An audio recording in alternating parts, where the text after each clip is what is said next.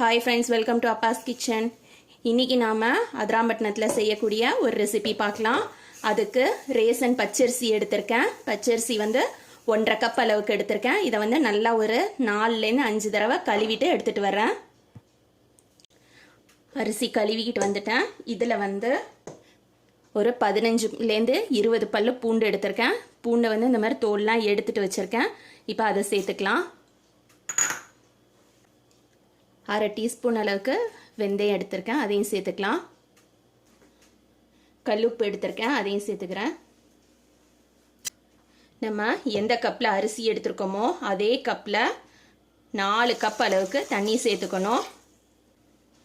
குக்கரை மூடி போட்டு 4 விசில் விட்டு எடுத்துக்கலாம்.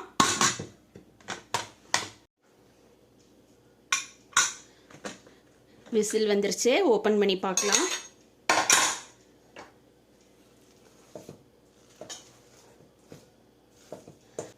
அரிசியும் பூண்டும் நல்லா வெந்துருச்சு பாருங்க. வெந்தயம் கூட நல்லா வெந்திருக்குது. இந்த ஸ்டேஜில் நான் தேங்காய் பால் சேர்த்துக்கிறேன். தேங்காய் பால் பாதி மூடி தேங்காவை அரைச்சி வச்சுருக்கேன், அதை சேர்த்துக்கிறேன்.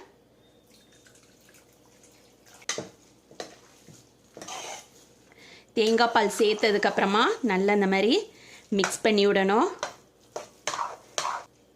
உங்களுக்கு கஞ்சி திக்காக இருக்கணும் இந்த அளவுக்கு அப்படின்னு சொல்லி வேணும்னா அளவாக தேங்காய் பால் ஊற்றிக்கோங்க. சப்போஸ் உங்களுக்கு கொஞ்சம் தண்ணியாக இருக்கணும் கஞ்சி அப்படின்னாக்கா தண்ணி தேங்காய் பால், 2வது தேங்காய் பால், 3வது தேங்காய் பால் கூட சேர்த்துக்கலாம்.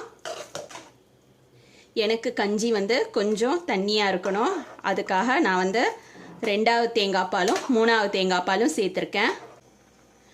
தேங்காய் பால் சேர்த்ததுக்கப்புறமா கொதி வந்துருச்சு. இப்போ அடுப்பை ஆஃப் பண்ணிடலாம். நம்மளோட கஞ்சி ரெடி ஆயிடுச்சு. அதிராம்பட்டினத்தில் செய்யக்கூடிய தேங்காய் பால் கஞ்சி ரெடி ஆயிடுச்சு.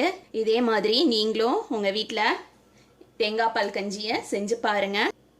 உங்களோட ஃபீட்பேக்கை கமெண்ட்டில் சொல்லுங்கள். தேங்க்ஸ் ஃபார் வாட்சிங்.